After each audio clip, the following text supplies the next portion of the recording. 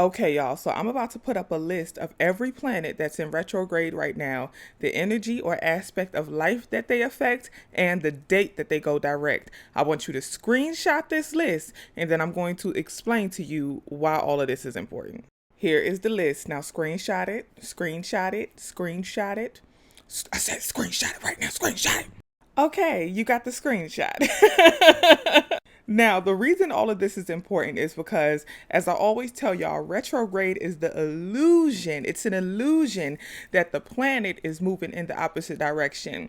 And this illusion of retrograde can affect the energy or the aspect of life that this planet dwells over. So the most popular retrograde we always hear about is Mercury. Mercury is the planet that is over the energy or aspect of life of communication. So when Mercury is in retrograde, it can lead to a lot of misunderstandings, relationship issues. People advise that you don't sign new contracts or sign new leases because it's usually it could potentially be some type of misinterpretation or miscommunication with the contract that could cause future issues. So you don't want to do anything like that. However, don't forget that it's all an illusion. And the biggest illusion is that you do not have the power to control your energy. So yes, right now, certain issues may be arising in these areas of life, right? In the areas of optimism and communication and boundary setting. So you may notice like a lot of conflicts, a lot of like the energy is just off and you're feeling a little like off your good stuff. You know what I'm saying?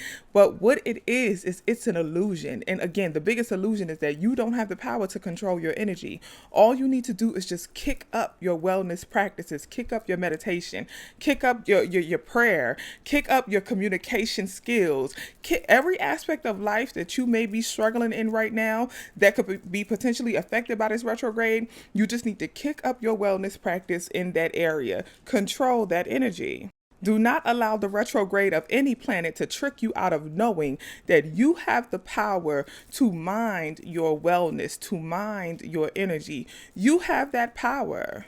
And once those planets go direct, all the energy that you are putting out right now to maintain your wellness at a base level in conjunction with these retrogrades, all that energy you are putting out right now is going to return unto you abundantly. Stay strong, stay on your path. As some say, stay on your dean. You got this, okay? Much love. Excuse me. Let me share this little tip with you on how you could really wake up on a good foot, set your vibe right, set your day right. Just get going and get a little in your step.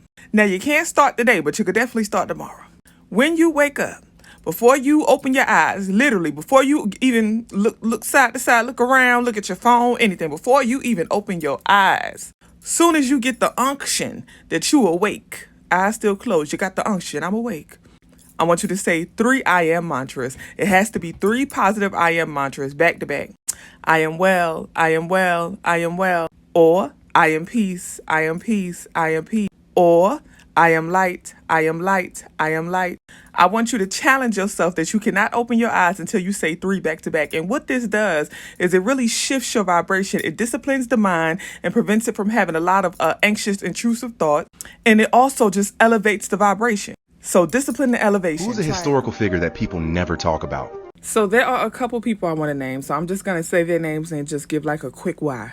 The first one, some people talk about her, but I feel like not nearly enough. Her name is Claudette Colvin. She refused to give up her seat on the bus about 9 months before Rosa Parks did it. And the civil rights movement, our own people, the leaders of the civil rights movement, didn't want to make her the face of the movement because according to her, she didn't have good hair, she wasn't light-skinned, and she was pregnant and unmarried. And she said because of that, the civil rights leaders told her that it would be too easy to tear her down. It would be too easy for the media to tear her down. They would just say she was a bad girl, so she wouldn't get like the respect that Rosa Parks got. Therefore, it wouldn't have been as powerful to have her as the face of the movement. But her story deserves to be told because her arrest record for not giving up her seat and stuff did not get expunged until 2021. The second person is Sean Bell. And the reason I'm naming Sean Bell is because I feel like when we talk about like police brutality and things like that, his story does not get told enough.